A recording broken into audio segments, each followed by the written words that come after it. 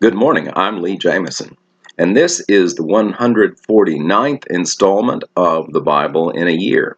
Today's readings will be out of 2 Chronicles, chapters 7 through 9, and from the Gospel of Luke, chapter 17, 20 through 37.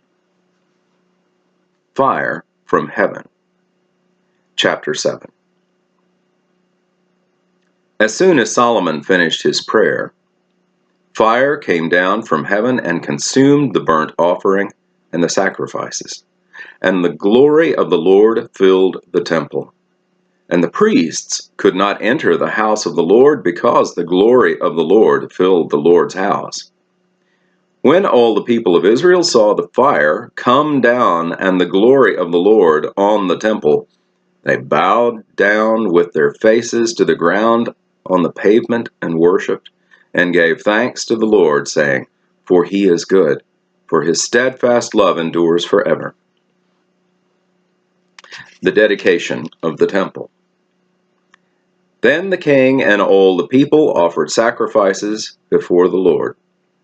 King Solomon offered as sacrifice 22,000 oxen, 120,000 sheep. So the king and all the people dedicated the house of God. The priests stood at their posts, the Levites also, with the instruments for music to the Lord that King David had made for giving thanks to the Lord.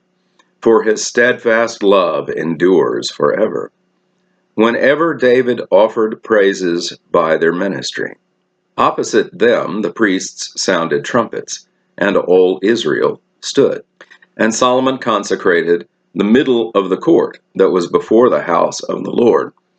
For there he offered the burnt offering and the fat of the peace offerings, because the bronze altar Solomon had made could not hold the burnt offering and the grain offering and the fat.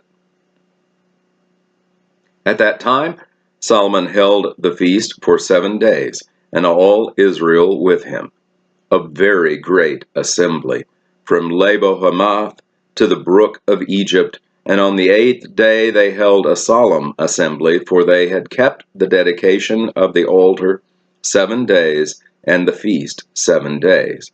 On the 23rd day of the 7th month, he sent the people away to their homes, joyful and glad of heart, for the prosperity that the Lord had granted to David and to Solomon, and to all his people. If my people pray. Thus Solomon finished the house of the Lord, and the king's house.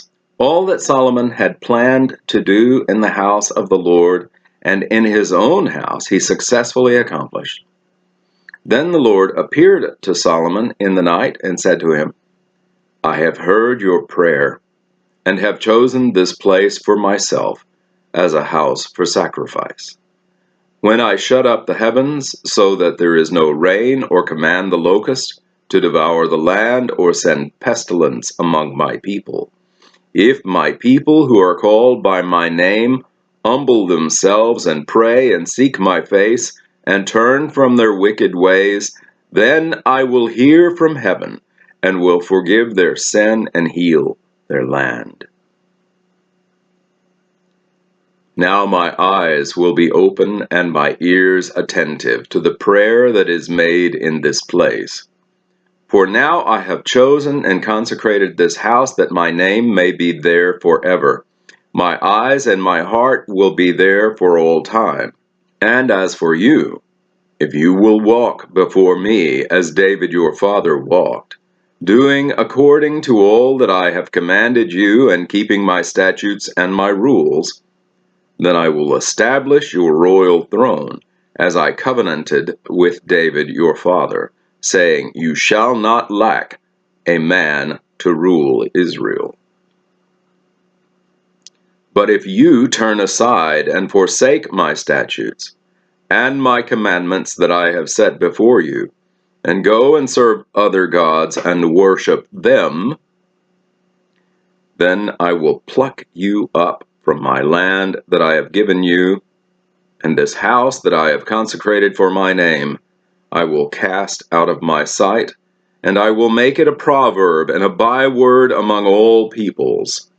And at this house which was exalted, everyone passing by will be astonished and say, Why has the Lord done thus to this land and to this house? Then they will say, Because they abandoned the Lord, the God of their fathers, who brought them out of the land of Egypt, and laid hold on other gods and worshipped them and served them. Therefore, he has brought all this disaster on them. Solomon's accomplishments. Chapter 8. At the end of 20 years, in which Solomon had built the house of the Lord and his own house, Solomon rebuilt the cities that Hiram had given to him, and settled the people of Israel in them. And Solomon went to Hamath Zobah and took it. He built Tadmor in the wilderness, and all the store cities that he built in Hamath. He also built Upper Beth Horon and Lower Beth Horon, fortified cities, with walls, gates, and bars. And Baalath, and all the store cities that Solomon had, and all the cities for his chariots, and the cities for his horsemen, and whatever Solomon desired to build in Jerusalem, in Lebanon, and in all the lands of his dominion. All the peoples who were left of the Hittites, the Amorites, and the Perizzites, the Hivites, and the Jebusites, who were not of Israel, from their descendants who were left after them, and the land, whom the people of Israel had not destroyed, these Solomon drafted as forced labor, and so they are to this day. But of the people of Israel Solomon made no slaves for his work. They were soldiers, and his officers, the commanders of his chariots and his horsemen. And these were the chief officers of King Solomon, 250, who exercised authority over the people. Solomon brought Pharaoh's daughter up from the city of David to the house that he had built for her. For he said, My wife shall not live in the house of David king of Israel, for the places to which the ark of the Lord has come are holy. Then Solomon offered up burnt offerings to the Lord on the altar of the Lord that he had built before the vestibule, as the duty of each day required, offering according to the commandment of Moses for the Sabbaths, the new moons, and the 3 annual feasts, the feast of unleavened bread, the feast of weeks, and the feast of booths. According to the ruling of David his father, he appointed the divisions of priests for their service, and the Levites for their offices of praise and ministry before the priests, as the duty of each day required, and the gatekeepers in their divisions at each gate. For so David, the man of God, had commanded. And they did not turn aside from what the king had commanded the priests and Levites concerning any matter, and concerning the treasuries.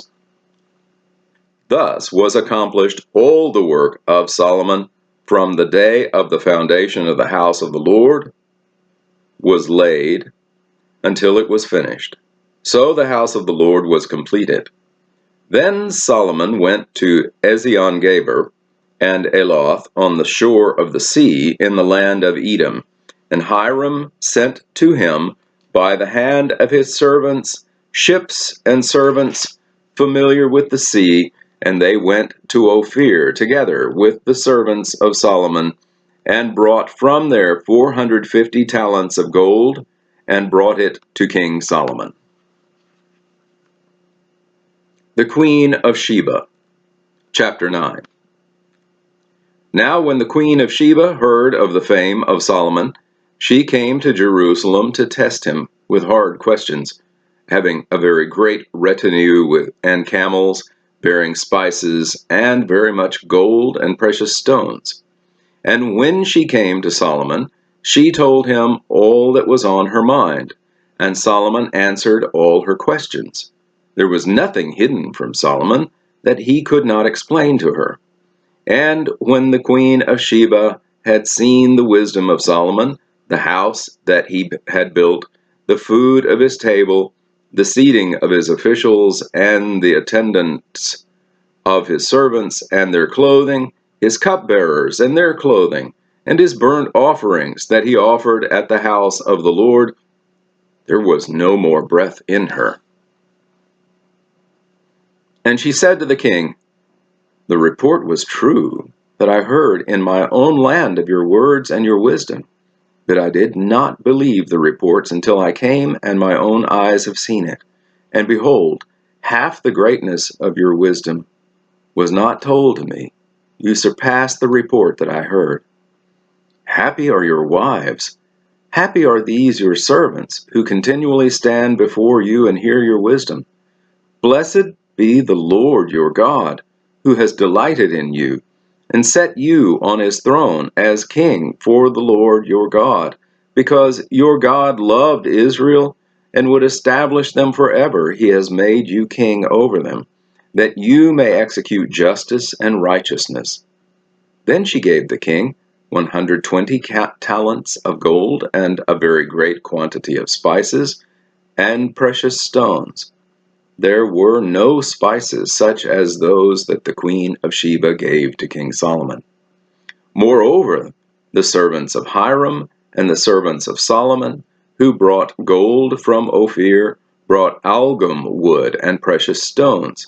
And the king made from the algum wood supports for the house of the Lord and for the king's house, lyres also and harps for the singers. There never was seen the likes of them before in the land of Judah. And King Solomon gave to the queen of Sheba all that she desired, whatever she asked, besides what she had brought to the king. So she turned and went back to her own land with her servants. Solomon's wealth. Now the weight of gold that came to Solomon in 1 year was 666 talents of gold, besides that which the explorers and merchants brought. And all the kings of Arabia and the governors of the land brought gold and silver to Solomon. King Solomon made 200 large shields of beaten gold. 600 shekels of beaten gold went into each shield. And he made 300 shields of beaten gold. 300 shekels of gold went into each shield. And the king put them in the house of the forest of Lebanon. The king also made a very great ivory throne and overlaid it with pure gold. The throne had 6 steps and a footstool of gold, which were attached to the throne, and on each side of the seat were armrests and 2 lions standing besides the armrests, while 12 lions stood there, one on each end of a step on the 6 steps. Nothing like it had ever been made for any kingdom. All King Solomon's drinking vessels were of gold, and all the vessels of the house of the forest of Lebanon were of pure gold. Silver was not considered as anything in the days of Solomon. For the king's ships went to Tarshish with the servants of Hiram. Once every 3 years the ships of Tarshish used to come bringing gold, silver, ivory, apes, and peacocks.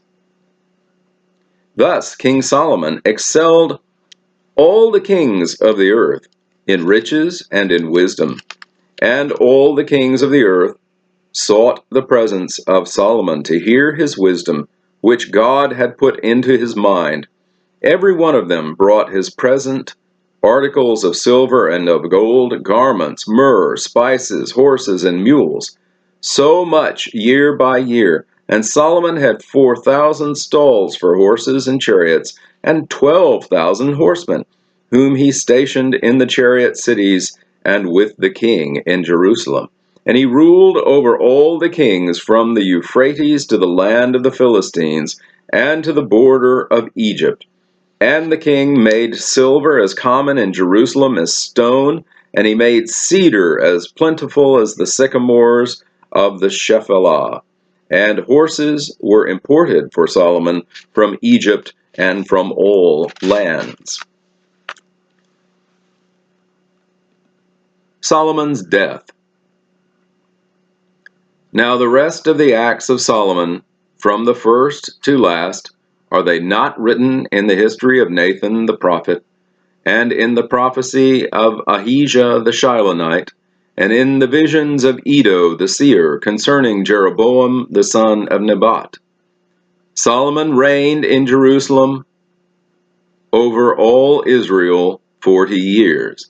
And Solomon slept with his fathers and was buried in the city of David, his father, and Rehoboam, his son, reigned in his place. And that concludes the reading in 2 Chronicles. And now Luke, chapter 17, verses 20 through 37. The coming of the kingdom. Being asked by the Pharisees when the kingdom of God would come, he answered them, "The kingdom of God is not coming with signs to be observed, nor will they say, 'Look, here it is,' or 'there.' For behold, the kingdom of God is in the midst of you." And he said to the disciples, "The days are coming when you will desire to see one of the days of the Son of Man, and you will not see it. And they will say to you, 'Look there,' or 'Look here.'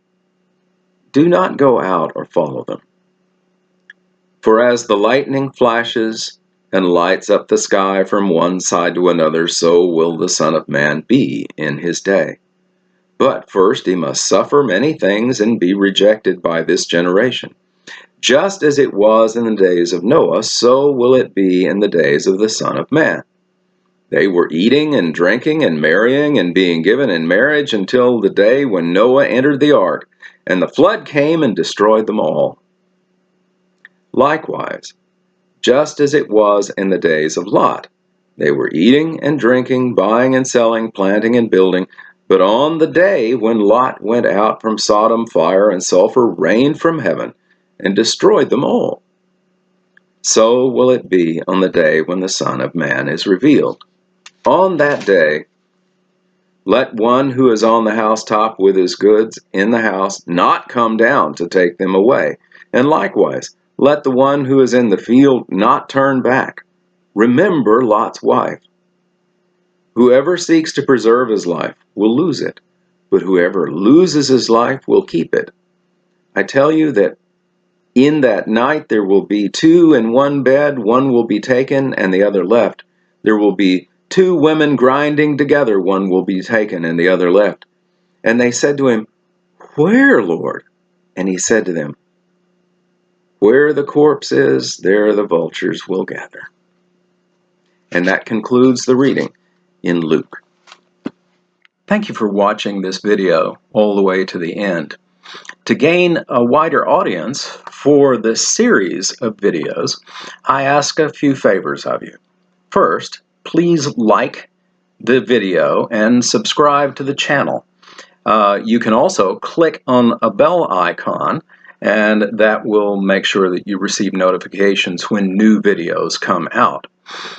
Then, if you have comments or questions, even if they're critical, I want to hear from them. Be civil, of course. The YouTube algorithm rewards videos that receive audience participation. So I appreciate your input. You are a part of this channel as well. Thank you, and have a blessed day.